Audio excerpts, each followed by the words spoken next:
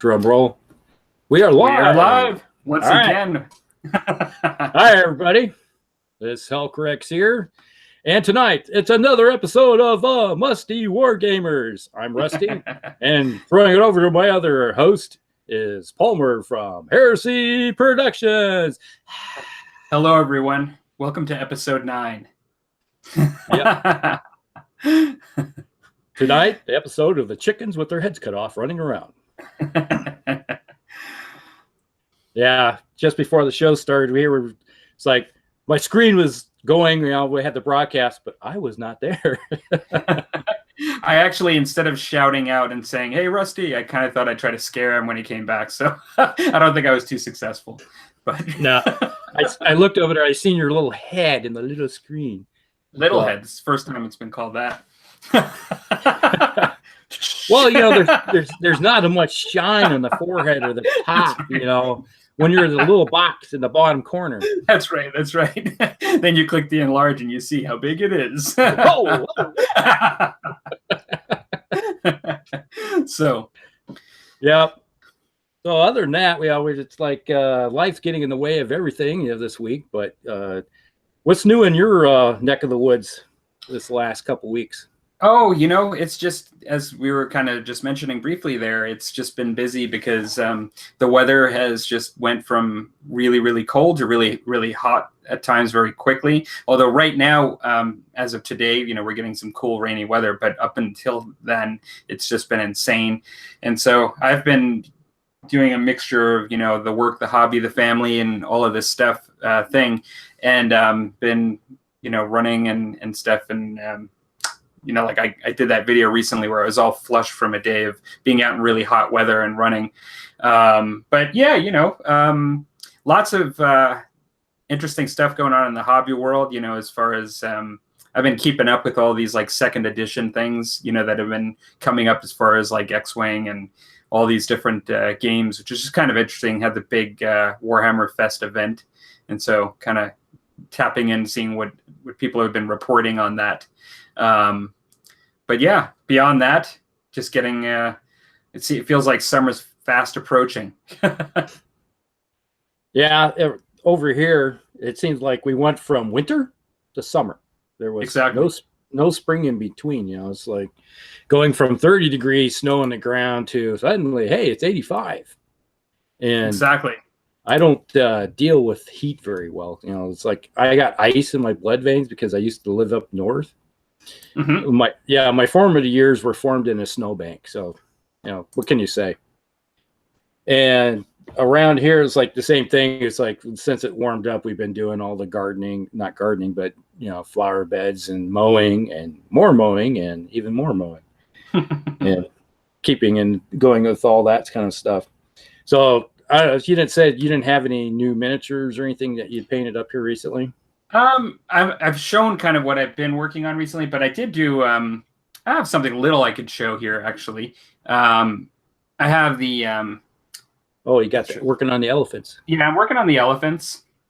And so I'm not sure how well you can see them, but I kind of did sort of 2 different styles with the same sort of colors. And so I am starting to get, this one is a little less painted than the other one I'm going to show, but painting these like blankets that they have on them with straps. The straps aren't painted on this one yet, but it shows sort of yellow and red, and I'm going to be putting some other colors on there for the details. And then I've got this one here, which is blue and yellow, and I've got the straps, starting to paint the straps there red on this one. This one in particular, like the other one has a blanket over the head with almost like a tassel on it. Whereas this one is kind of cool. It's black right now, so you really can't see it, but it has like this like rope like across the front of its head that goes down by the ears. It's sort of like a decorative thing, like literally going right across the forehead. It's like a band, and I'm going to paint that probably purple or pink at least. I was thinking purple, but now because he's got that purple kind of look to the gray in the skin, I may not. I may actually just keep it bright and do something like pink or something. Yeah. But I was going to say one of those things where if you have any type of, back in the day, anything that was red that would spend a lot of time outside would start fading into the pink shade. So Yeah, it would stand to reason. Yeah, exactly. And the it's funny. Yeah, like there are some mold lines on this. I don't know if folks saw during the video I had a friend that said, "Oh, I can see on your video mold lines on those elephants." Yeah, and I seen them. Yeah, the thing was is that he hadn't actually seen any of the videos up until that point. And this whole army I received, I think I mentioned to everybody, but I received it black primed and everything. Like all of the ground was already done and it was already primed black. Like when I received it and assembled, and so I could have stripped it. But to be honest, I just wasn't bothered. It was already primed and everything, and they're kind of small miniatures, except for the elephant. It's kind of hard to see. There weren't really much in the way of mold lines on the men at all. But I guess on the elephant, it's really hard to see once it's already been primed black. Yeah. And so I just kind of went with it. And so, yeah, it is what it is. I got it.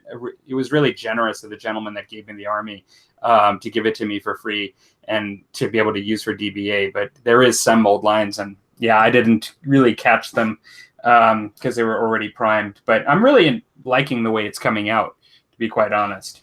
Yeah, I could say with mold lines on 15 mils, it's not really a big problem like you'd find on 28s.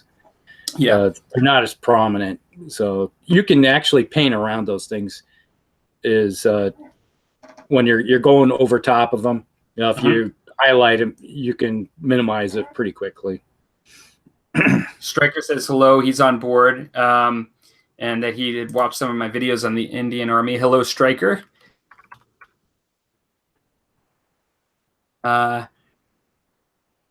Yeah, and he mentioned just about the elephant dress was red and yellows, also maroon or similar to those colors. Yeah, cool. That's good because I did a certain amount of research, but I didn't do a crazy amount of research. I just kind of I looked at sort of a lot of India sort of designs, and in some cases not even just military, like just decorative as well, and use that. And that's where some of the pink kind of comes in, because if you look at strict India military stuff, like you don't necessarily see pink, but if you look at a lot of the cultural designs and just some of the temples and religious stuff, you do see a lot of that kind of stuff in there. And I really like the way it looked, adding a little bit of pink in there. I did order, for those of you that watch the videos, I did order a little charm of Ganesh, I think is the name, the elephant god.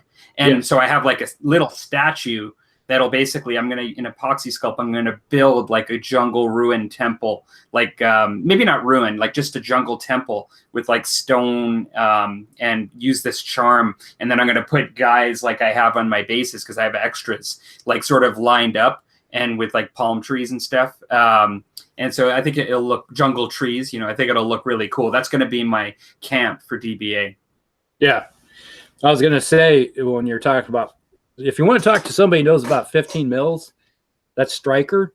He used to work for Alliance Miniatures, making. Oh, okay. Yeah, doing 15 mil stuff. So he knows all about the casting and making. He actually has his own miniature line. So that's awesome. Well, I will temper my comments to Striker as someone that knows much more than me about it. So that's cool. All right, this week, one of my videos I put up where I was working on my 15 mil Cromwell tanks. I did finally go out and get the some more glue, so I got them together, and they got primed today. Nice. And I had a few seconds to prime them up, so they're all ready to go, along with some little universal carriers. So I got those. But in the meantime, before I had enough time to go over and work, get some glue, the old wonderful testers. Yep. Red stuff, the good stuff. You don't want to go around messing with the blue. Bad. Real bad. So which glue is that? Which testers is it? Because I don't use that product. I mean, I know red. Tester. It's the red one. So is it they have cyanoacrylate, or is it a super glue? No, it's a plastic glue. Plastic glue. Okay, good. This is when you have plastic miniatures, and I see people gluing this stuff together with super glue, and I'm like, what? Well, I use these. What do you got there? Yes. Yeah. I don't know if they're better or worse than what you've got. I've never used what you had, but I've liked them. Stuff. It's good, right? Yeah. I think it's good. Works well. Some of it works really fast. You have to almost, with this stuff, the extra thin, you have to be really quick. Or you don't. It dries before it all softens it up. Yeah. Beforehand. And if I'm doing really fancy like tanks and stuff, the big stuff, yeah, I got this right here. It's the same thing, same brand. The Testers is good, huh? Yeah, I use it for, it's just your good run of the mill. It's really good for getting into cracks and stuff, filling in. Also, it makes a good filler when you're gluing stuff together. So if you put it in the backside and you push it together and a little bit comes out, you just wipe it off real quick with your finger. Right. It fills it in, so it's like a good sealer. Okay, cool. And that's something I've been using for years when it comes to plastic miniatures, especially like 40K plastic miniatures. Yeah, they work really good. But kind of hard to see it. There we go. Stryker mentioned that super glue actually gets brittle, and yes, it does. Mentioned that he's mostly into mostly learned in sci-fi because it doesn't matter, meaning it, really historical or sci-fi for 50mm scale, and then also uses the Plastruct bonding. Yeah, Plastruct bonding, liquid glue like Plastruct bonding. What you got there? Oh, so they're not standing by anymore, right? They're not on the sidelines. No, they're dead. Cool. I'm really excited to see those as you progress with those. Well, it's the benefit of running out of glue to put miniatures together has forced me for a couple days. I used that free time to I was like, what do I do? Oh, I got these things right in front of me. Been sitting here for 2 years. They were all waving their hatchets and guns at you as you were saying out loud, what should I do now? Yep. Like an episode of Toy Story. Yes. And there we go. Tonight's we have my ale tonight too. What do you have there? It's my ale that I made. Oh, it's it's a strong ale? Oh, the German, yeah. Cool. Well, you got a much fancier get up there tonight. All I've got is a Corona. That's it. Oh, yeah. Isn't that Budweiser? I think that Budweiser owns Corona. It might. Is it? I don't even know. It seems like these days most of them are owned by a couple of companies in the big manufacturers. But I honestly don't know. Yeah, because Budweiser owns Budweiser, Miller, and Coors, and Molson's. You name it. The big breweries. Yeah. In North America, they own them. So a lot of time. Yeah, they'll say on the bottle or the package some sort of, distributed by or manufactured by, and it'll be like the same name. Although on this one, you wouldn't know it because with Corona, it doesn't really say. It says it's a product of Mexico still. So I don't know. They don't say anything about anybody else, but you might be right. It could be behind the scenes that they do. A lot of stuff behind the scenes. Yeah, exactly. Super corporations. Yeah. Well, they make good stuff, so I would drink it. Absolutely. All right. Well, should we delve into tonight? We've been waxing lyrical all night already for 15 minutes about everything. So, we have a couple subjects tonight. The first one, if you want to run with this and give your ideas of what you might think it is, realistic versus realistic versus fancy style game design. This is something that I've done in my past. In case people don't know it, Stryker, who's on here, and I used to have a game company together. It just let everybody know. And so we've spent a lot of time talking about how to design actually, we do have some miniatures here, right there, and game design and stuff like that. And whenever we would go into and look and play games. We like playing everything. We're open to playing about anything if we're having fun. But one thing we always like to do is break down a game and think about, oh, geez, how would we make this better? And I just want your ideas and thoughts before I start delving into stuff here.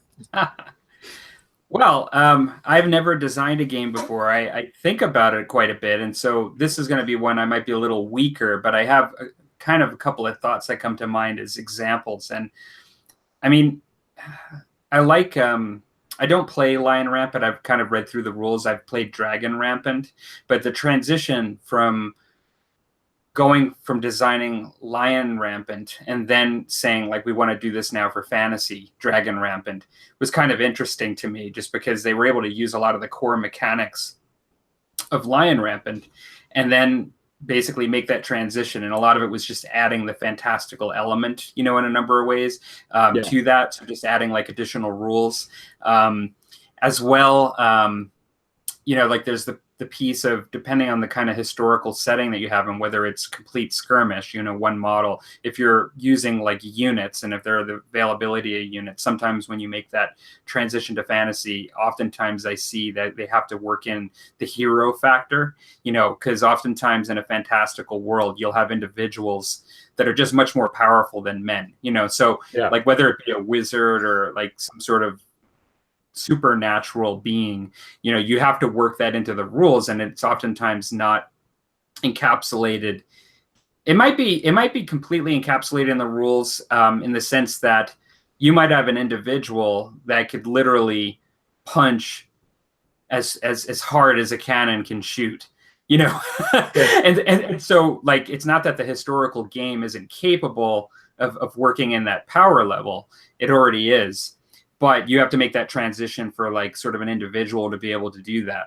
And so it's interesting. I have an interest in AD&D battle systems, the old system.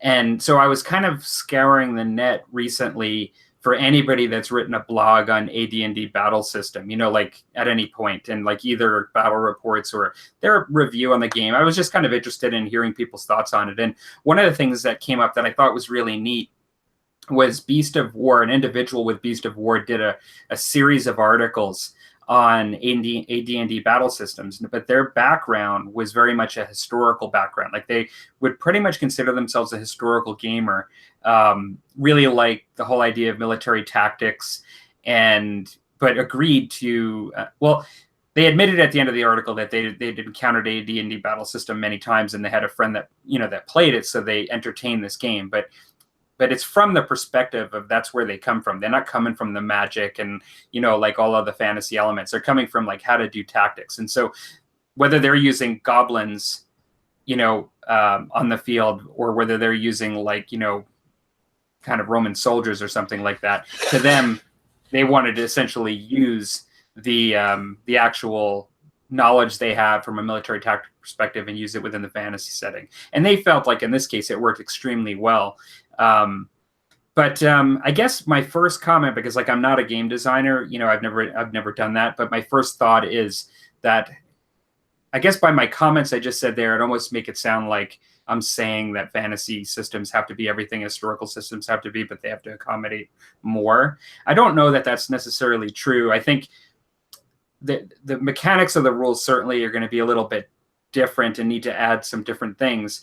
But I think also, depending on the style of game that it's going to be, in a fantasy realm, you don't have necessarily the benefit of like simulating a particular battle. Whereas in a historical game, you can go a lot of different directions. You can go like bolt action, where at a very basic level, without the campaign books, like you can just play a generic scenario, which is what I like to do oftentimes. But then also you can play the historical games that really spend a lot of time and effort to try to simulate a realistic situation. And so you're going to have to cater to potentially to that market of people that want to do that, or at least be capable of doing that. And so there needs to be a little bit more added, I think, in certain times for certain military historical games. Whereas with the fantasy, unless you're You could do that too. I just don't think it's often as sought after. I mean, you could have a real hardcore D&D person that wants to like get into Greyhawk and Forgotten Realms and do something like some sort of campaign that happened in a book or in the lore. But I think that you tend to see it more in the historical setting. So I guess that's kind of my first thought, is that, you know, two elements that I would think need to be addressed is some of the different kinds of fantastical elements that fantasy games would then need to incorporate in addition to your basic mechanics seen in reality. But then also with the historical setting, you need to have more elements added to try to capture that realism and potentially even simulate real events that happen in history. Yeah. The when you think about it, historical, you have historical games and you have fantasy games, and you can try to make a fantasy game as realistic as possible from like through game mechanics, even though you know it's totally 100% fantasy. And then you can have historical games that wrap themselves up and say, hey, we're a historical game, and they seem like a fantasy game. Mm-hmm. And like Conflict 47 or Dust, you know, it's like, hey, it's like a weird history type of thing. Mm-hmm. It's kind of fantasy, but they're using kind of realism. And it just depends on some of the core mechanics of how you go about it will create realism or the type of simulation of realism. Now, you think about, well, the biggest gripes when we just delve into like core mechanics, one of the biggest gripes I have is you go, I go kind of games where you move everything, let's say 40K, Flames of War, you know, it's like, seems like Flames of War is nothing more than 40K, but with a wrapper of history. Mm-hmm. And let's just put it this way. Every time I see these kind of games, this is how I envision it. Imagine if most people here know what American football is. And if you don't, you've probably seen pictures of it or some type of video where everybody's lined up. All right. And you got the referees around there. Now imagine a head ref walks out there and blows the whistle. All right, offense, you have 15 seconds to do all your plays. Defense, you must stand there and wait. Mm-hmm. And that's the way you go, I go, seems to me. Mm-hmm. That's how I envision. It's like suddenly the quarterback gets in the back, all right, and all of a sudden all the receivers flood the field going down, and the quarterback goes, shoots, he scores. And the defense is saying, I wish I could do something about this. And that's how I feel when I play You Go, I Go. Mm-hmm. Because there's not hardly interaction at all when it comes to that type of game. Now, the way to get around that, which gives you a little more realism and interaction between the players, is let's look at bolt action. Bolt action is a good example. Is you have your little bag and you got your little dice in there that you have the green dice and you got the gray dice represent, say, Americans and Germans. And the player reaches in and grabs one out and goes, ooh, Americans. All right. That's randomism. So they activate and move a unit. Yeah. And so it's better than You Go, I Go. Mm-hmm. Type thing. So you're having some type of so the player knows that he's going to have the other side. Well, the next one that come out could be mine, and I get to do something. That's total random. Yeah, and that is just kind of like the fog of war type of deal going on.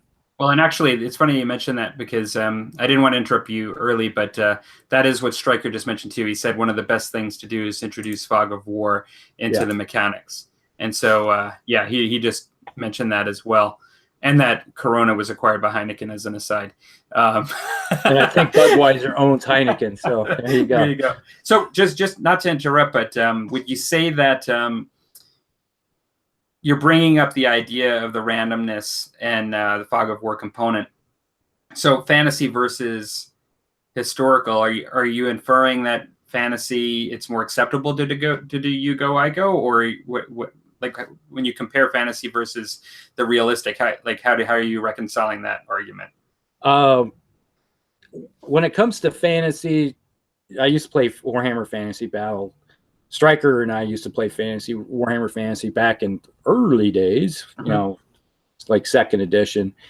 And that was another gripe that we had, was that we had a kind of a problem with it, is that you move your entire army and do all your attacks and everything, and you're still on the receiving end of that attack. And once they're done, then you can do something. Right. And which I always looked at it, it's like, then they put in the initiative system and stuff like that, which kind of made it a little bit more interactive, but it's still you go, I go, with some interaction involved. And so the best way I think that would kind of counteract that is that if you activate, let's say, a unit, this works in historicals too, and works great in fantasy also, is that I'm going to activate this unit only, and I do everything with that unit.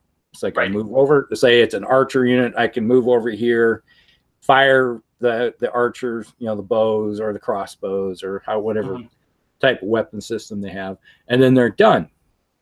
And then let's say you have a cav unit that's over here, and they see those archers. Oh, the archers are out of position, and they go in and do a cav charge on it and pummel them and run them over.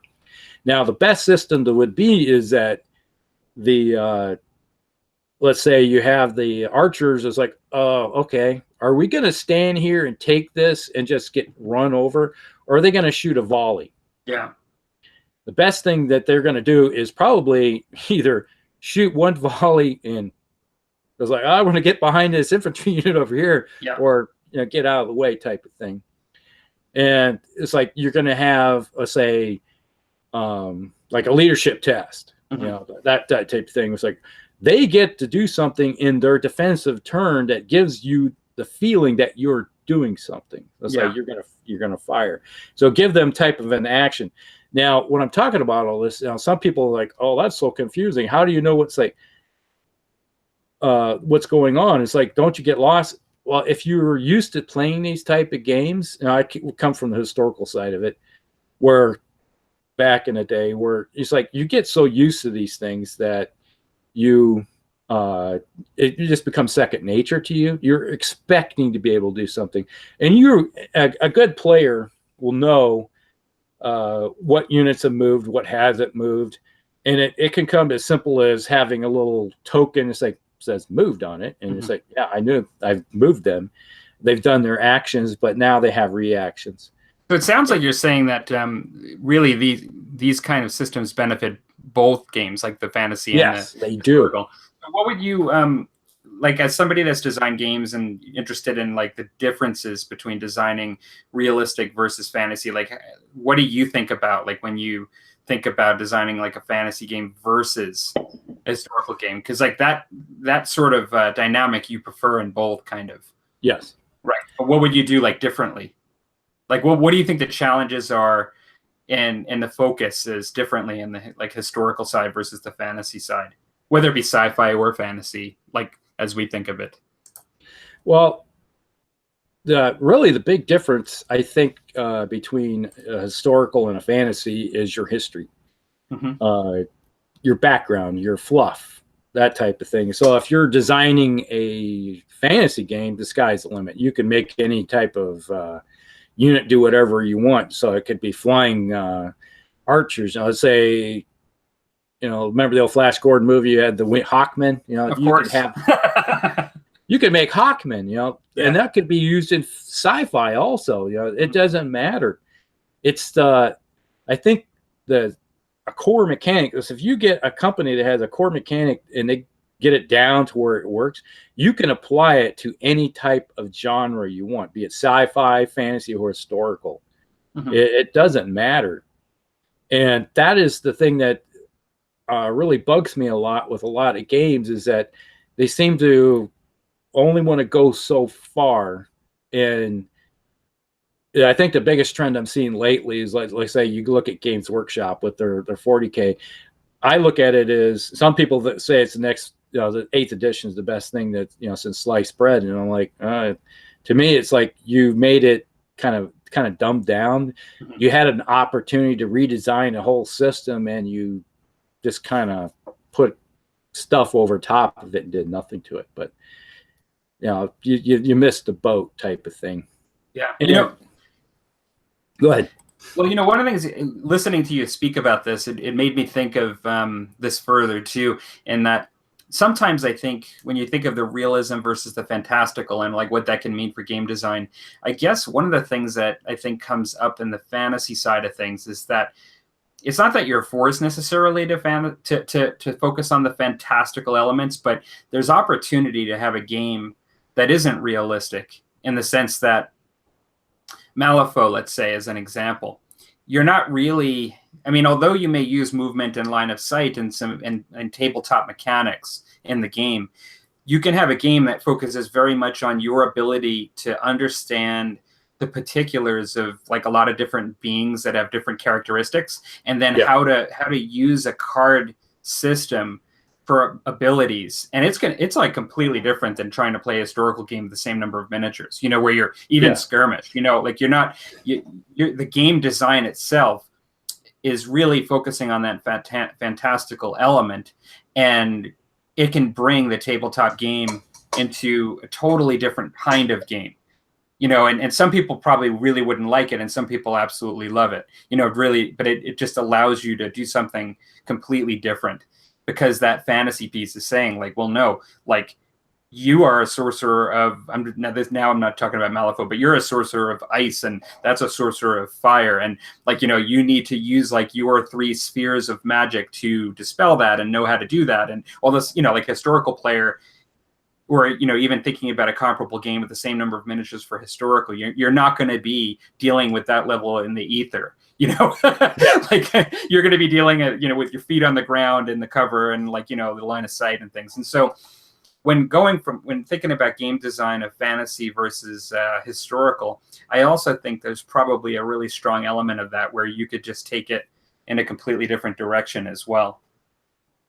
Yeah, you look at historical realistic is kind of constrained in one way, is that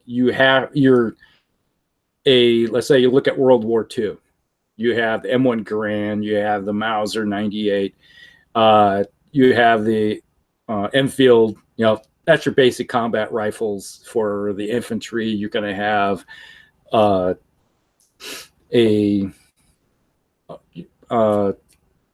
MG-34 for the infantry for their medium machine gun, that type of thing. Right.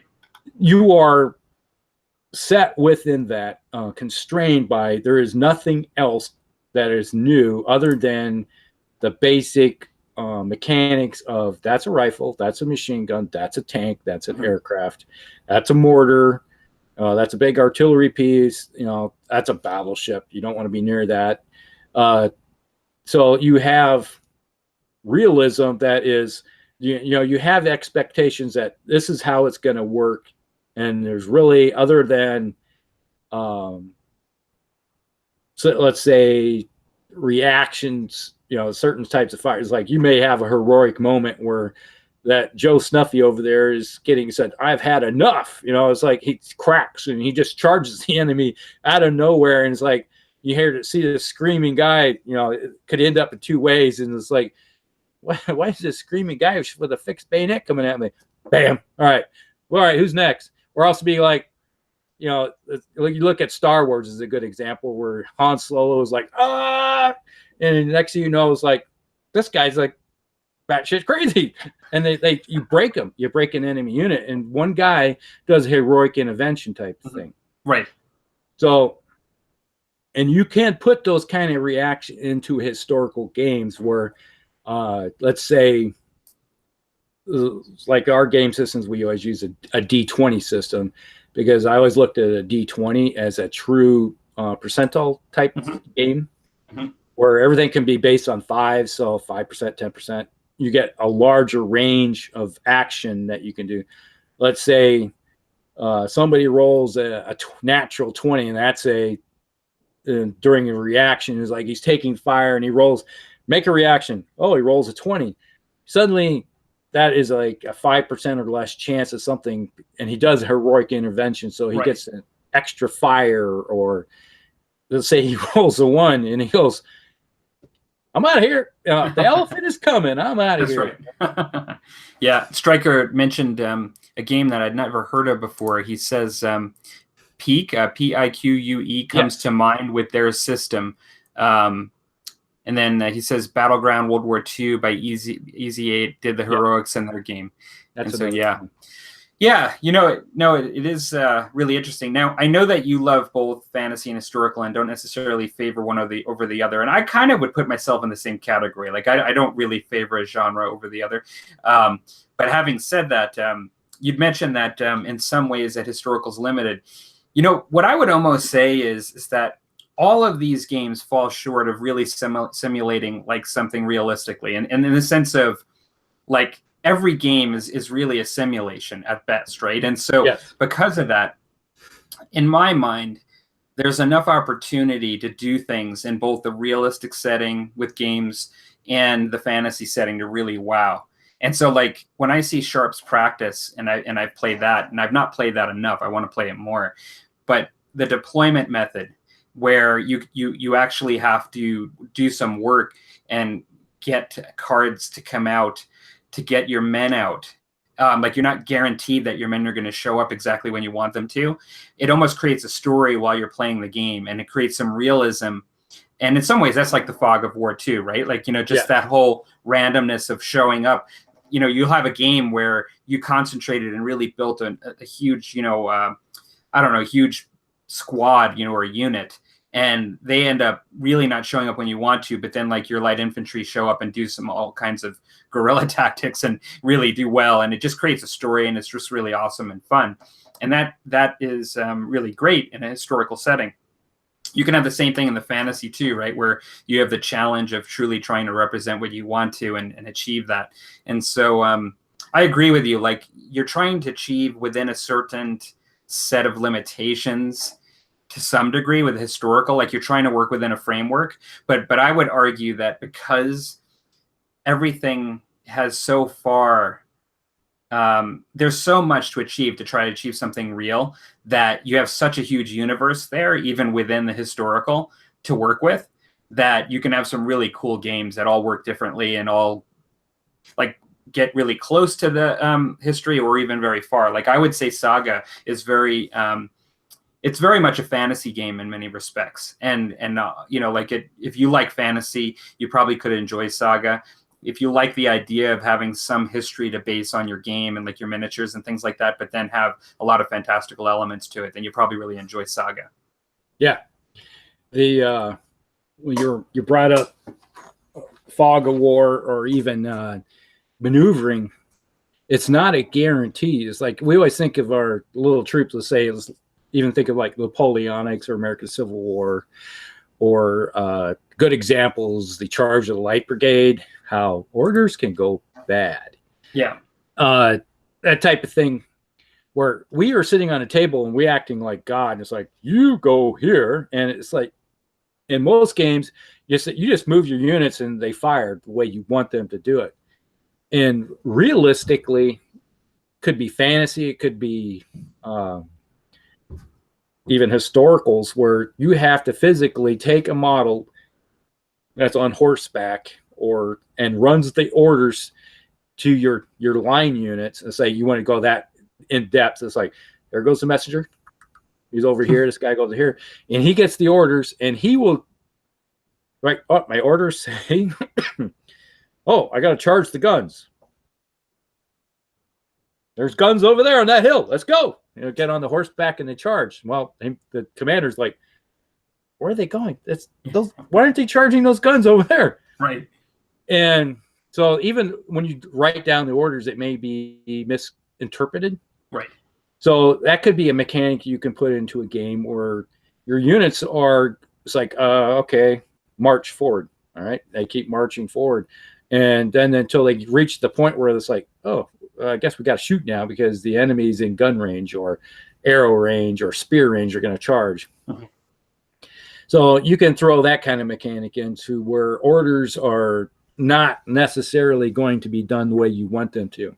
Yeah. And that can really screw up your game plan too, and make it interesting, because then you're forced to, just like the commander on the battlefield, of being, it's like, oh, I have to kind of make things work. And another one is highly not really looked into or used, is like true fog of war.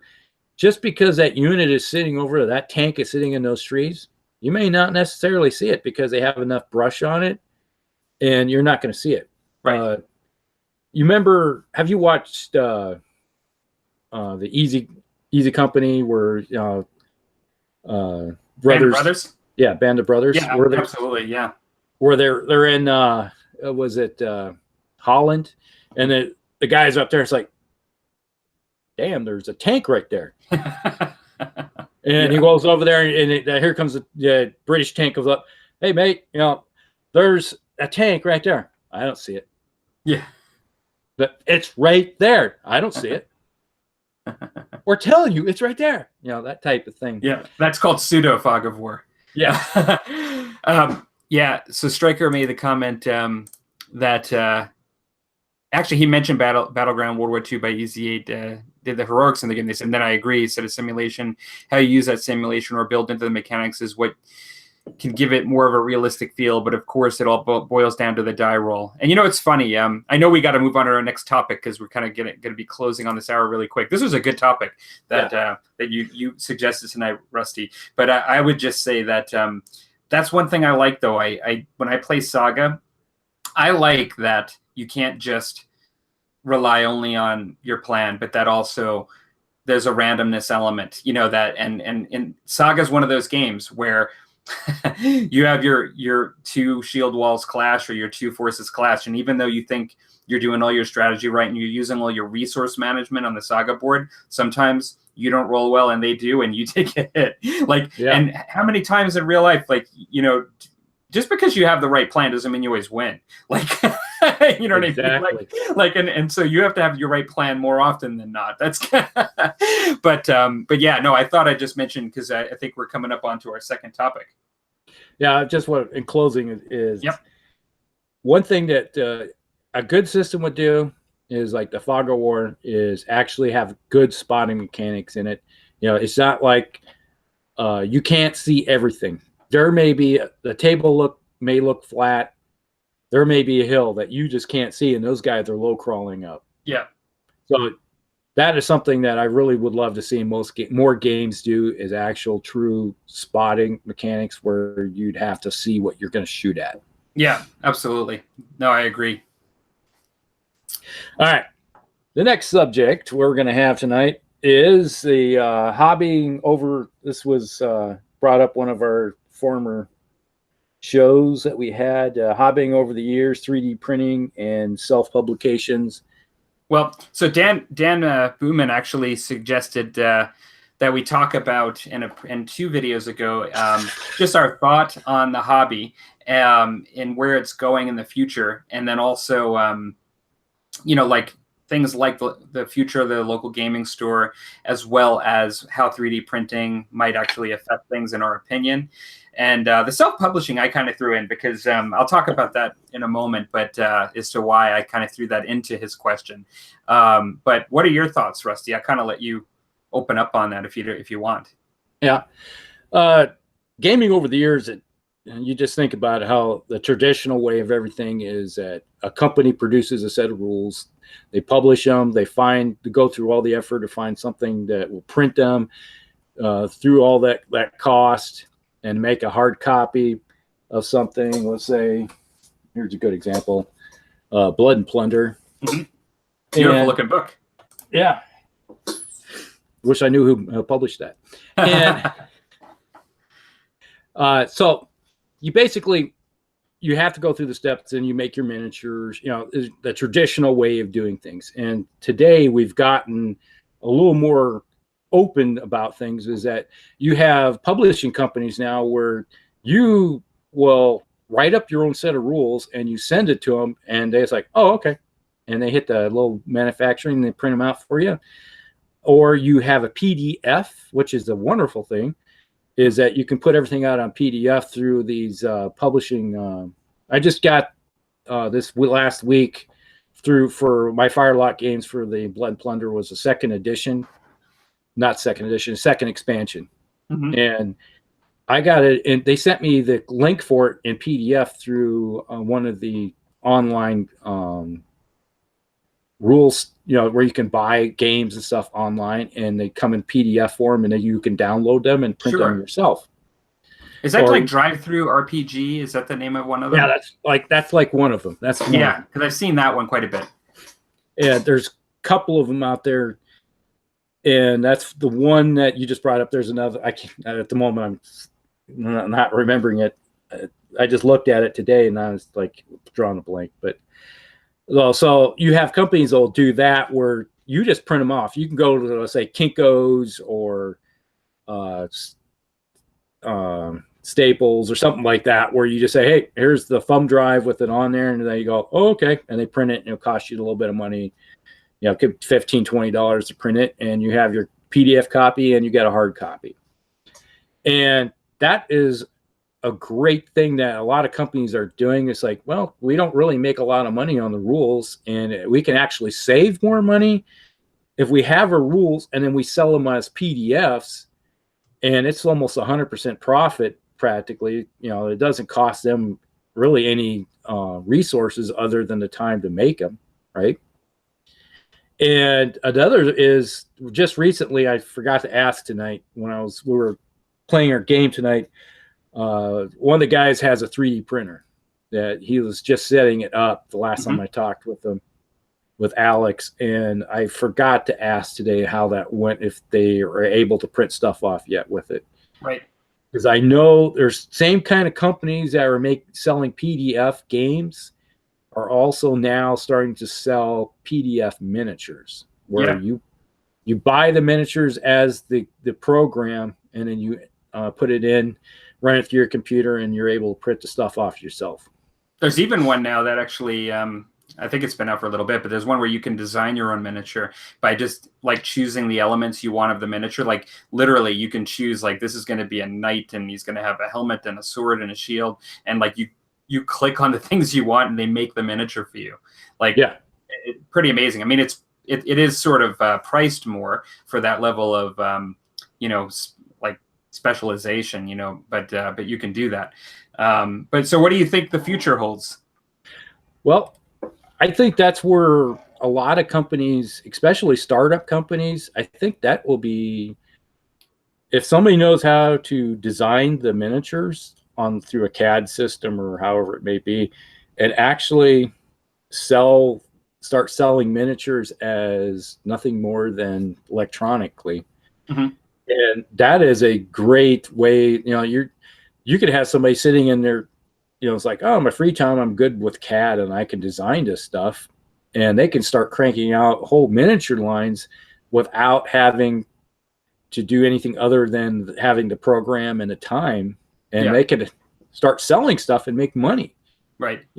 But the only downside with it is that once somebody buys those programs, they can either pass them out to their friends or just keep printing for their friends, type of thing. Yeah. And so the only ones that are really benefiting in the long run is the companies that sell the stuff for the 3D printers. So they're the ones still making money. Right. Yeah. Well, and then what are your thoughts on, because this was a bit of a multi-part question. What are your thoughts on the future of the local gaming store? Well, a couple weeks ago, I was over at our local game shop, and one of the businesses next door is leaving, going to a different location, and they're thinking about expanding the game room. And at the expense, I think, because they need more room because their miniature gamers still need space, but I think they want to expand it out so they can have bigger Magic and Yu-Gi-Oh! Nights type of thing. Yep. And that's where they make more money, is off the cards and the comics. At our local shop, they don't really make much off the miniatures like we've talked about before. Right. And I could see in the future, if we do get into where companies are starting to produce 3D printable terrain, 3D printable miniatures, and PDF games, you could start seeing either a retailer actually maybe selling the discs or some way as being a front that way, where it's like, hey, this is the stuff we printed off, we bought it. Or even maybe I could see possibly a store actually 3D printing miniatures that you could buy locally. Let's say I was like, hey, we got the ability. It's like, we'll take a picture of you and we can put your face on a miniature, which is done now. Right. And making it a service through your games shop. Right. I could see that being a possibility too. Mm-hmm. If I don't know if anybody's really thought about doing that yet, but the sky's the limit. If you're somebody that's thinking about it, that it could be the next way of doing things. Yeah.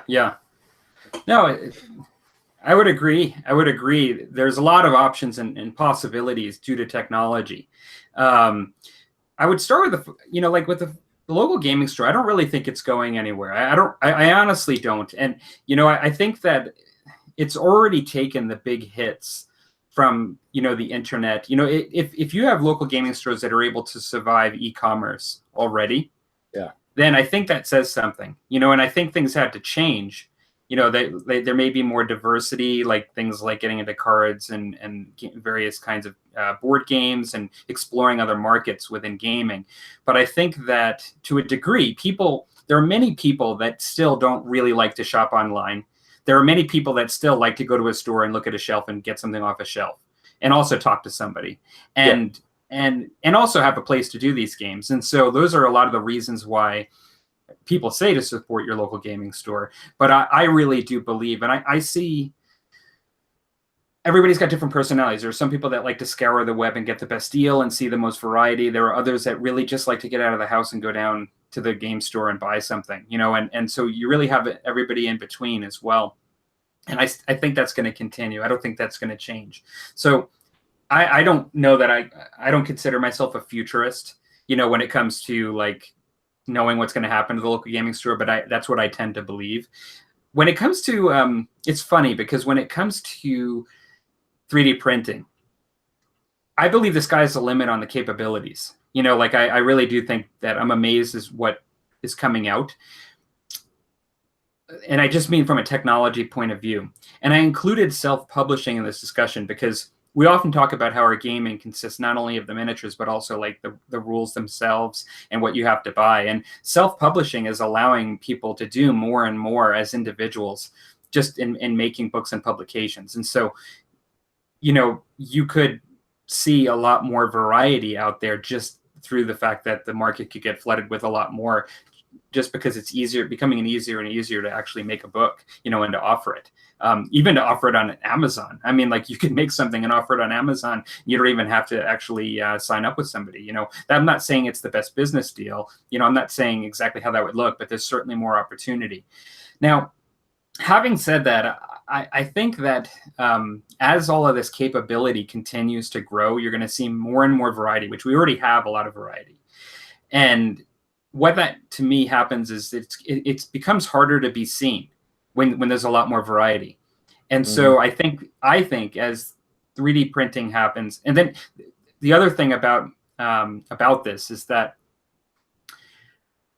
like, the question is whether 3D printing how easy is it going to get?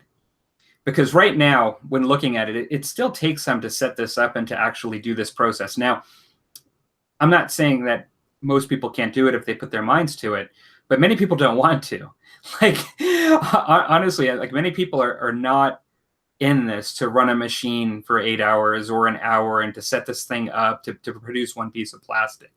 And so if you look at technology, and I haven't thought this fully through, but if you look at technology over time, I mean, just because we've got ATM machines, we really do not have less banks in our city, locations, and we still have tellers throughout the city. And now ATMs have been here for how long? I don't know, but many people still really just want to go down to the bank and speak to somebody and deal with someone for various things. I'm not saying cash withdrawals, but if you look at, people still want to be able to have convenience.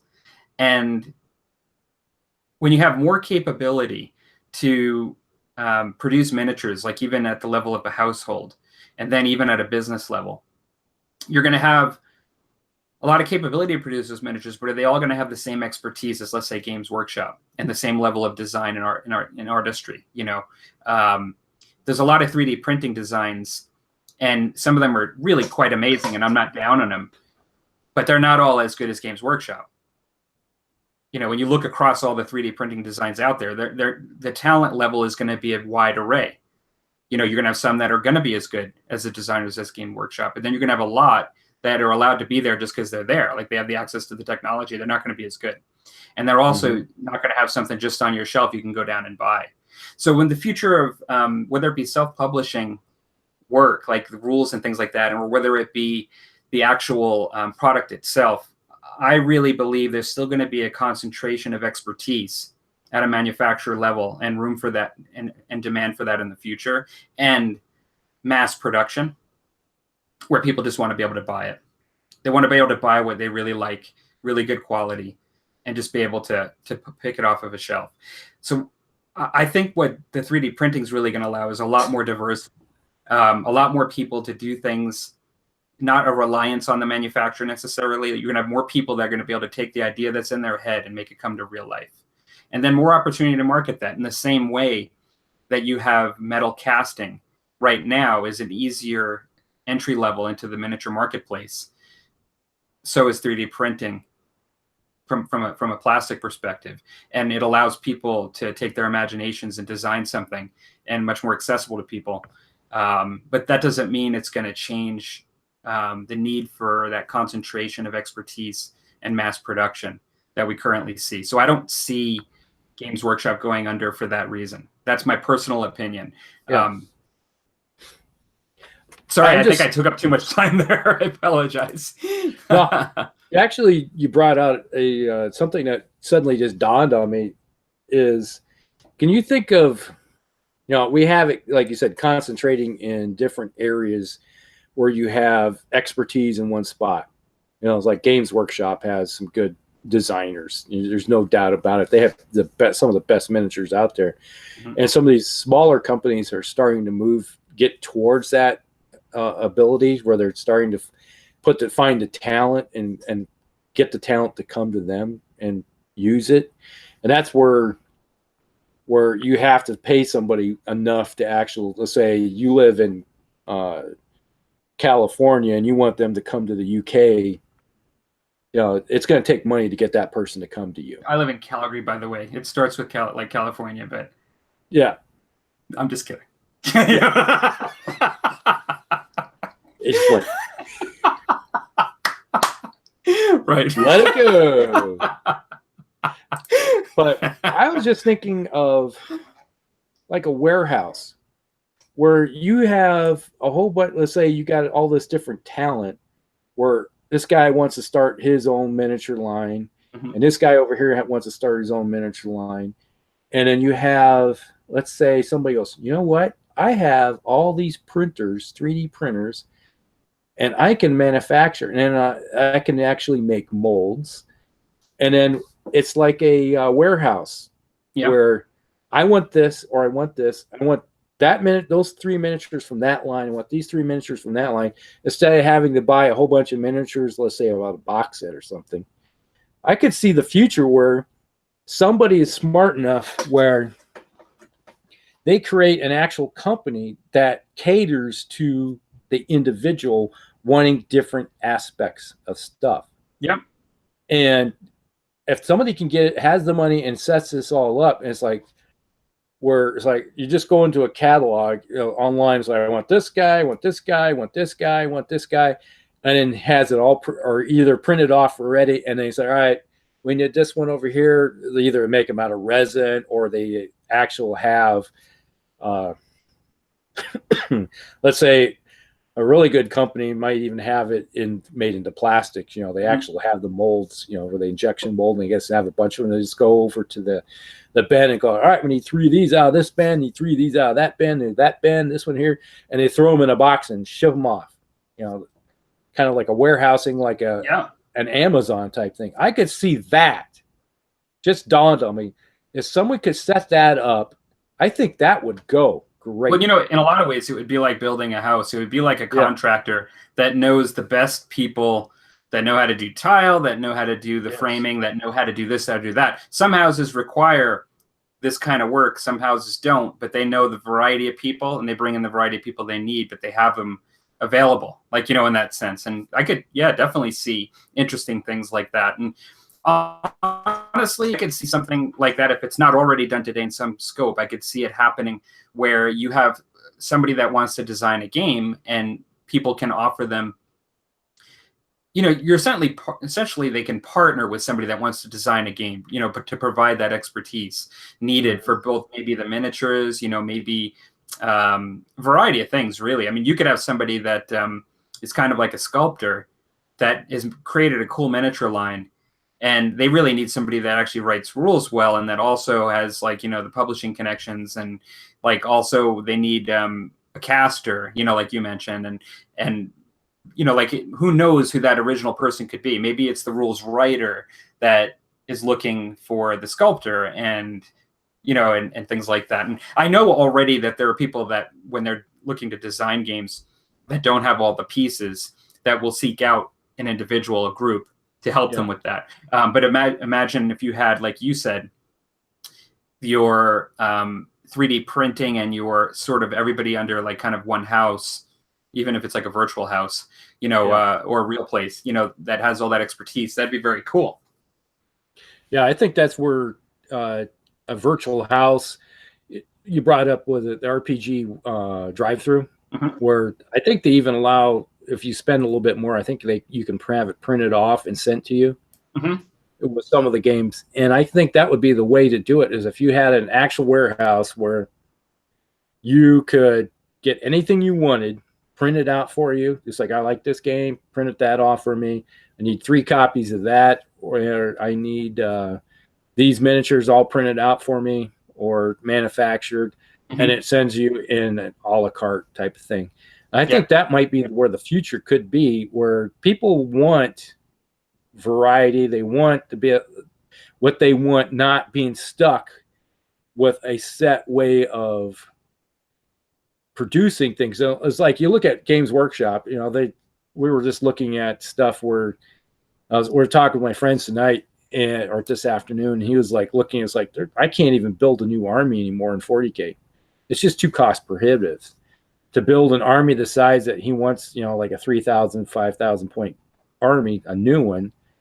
It was like, he's like, they're almost a couple $1,000 practically, just in miniatures. And the price keeps going up every year. Now, you could, and I think that's where a lot of the in the future, where if you have some type of warehouse where you're able to keep the costs down and you print this stuff off cheaply, that will actually attract attention too, where people are looking to, like, well, I can't afford to buy that army over there, but I can make a 3D printed version that is close to it that I can use as a facsimile. Yeah, so, potentially. Yeah, I mean, so if I'm not going to Warhammer World or an actual Games Workshop store, I have to play on their table, nobody's going to give a dang about it if it's one way or the other. And you're opening up a whole nother can of worms, because actually that's another discussion. I don't even want to touch that tonight, but the whole idea of the recasting stuff, right? And the appropriateness and how you feel about it. Maybe that'll be another topic for another day. But it always comes up when you talk about 3D printing. I'm surprised that neither one of us brought it up until that moment. Well, we kind of danced around it. Yeah. But actually, we had some comments, actually. Okay. We got some comments from Stryker. He says the 3D printer can print, but it still needs to be upgraded for more detail work. He says future holds VR-style miniature games. I'm assuming he says virtual reality, maybe like in Star Wars, Don't Upset the Wookiee. And then Ryan Heck, hello, Ryan. Thanks for joining us tonight as well. If tech is allowed in a game, I'd like to see AR effects, gunfire, fireballs, AoEs projected on the tabletop from, hang on, this is in the way here, from your physical miniatures. Yeah, that's actually very cool. And then Stryker agreed with that. So yeah, very cool. Nice thoughts from everybody. Yeah, I could see that would be something I've always envisioned ever since I seen that very first Star Wars movie way back, and actually seen it in the theater when it was live, back in '77. A live show on Broadway. And so I always like, you see they had a game come out a couple years ago that was actually using like a wand or something. I seen it at Gen Con where they use some type of electronics to actually, it's like you move your stuff and it tells you what happens. And I could see it eventually becoming like you go into a game store where you have your army is all virtual type thing. And you move your miniatures. Actually, you move your miniatures and it's like, I'm going to attack that unit over there. And then the effects is like you see the firefight, the smoke, the explosions going on. I would love to be able to see that. And that may be something like 20 years down the road. That's sort of like video game meets tabletop game, but actually in like 3D projection kind of.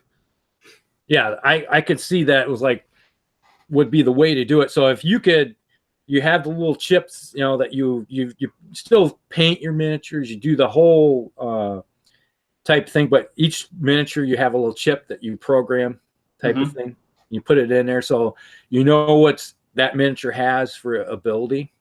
And you could do that. Let's say you program it from your entire army can be programmed from a laptop type thing. Right. And that's interesting. That'd be something you just have them on this little like board type thing. You just plug them in and you're just like, this guy has this guy has this guy, this rank and file type thing. And when you're moving around, that chip is interacting with the game table, and like the virtual reality will pop. It's like, imagine a table where everything will come out of the table, and it just like, those little things where you got the little like a nails and stuff, and you put it and you give it an indentation of when you put your hand on it or your face or something. Imagine a table. This is gonna be something for another topic, but imagine your table and you. I'm gonna need some mushrooms for this discussion. Yeah. He's going like this. More beer, please. Imagine it just surrounds you. You could like be on the table. You could have a giant bearing on you. You have that miniature. Yeah. So you plug everything in, and then when you up the table, and all of a sudden the hills come up and the trees will form up there, that type of thing. And the whole table is suddenly becomes, and then you just move your miniatures around and interact with this terrain. And then they actually know who has line of sight to who. They can shoot whoever they want to do. And so it's like, oh, we can't see them. There's like the actual fog. We're just like, you name it. I think this is what they mean by going down the rabbit hole. Once you go down the rabbit hole, And we found a guy with a strange top hat, and it's kind of crazy.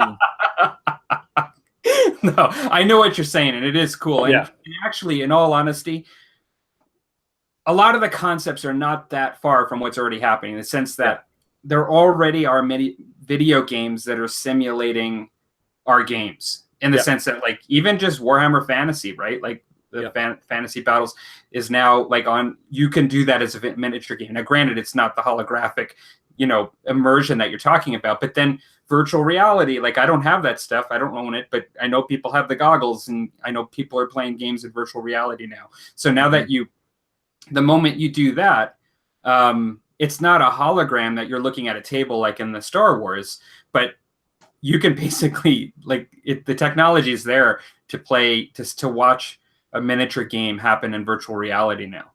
Yeah. Like, if you want to jump on a board and walk around and even be in this battle as it's happening and have it set up ahead of time with all your miniatures, they have the ability to do it. It's just that we're such a small market, nobody's doing it yet, right?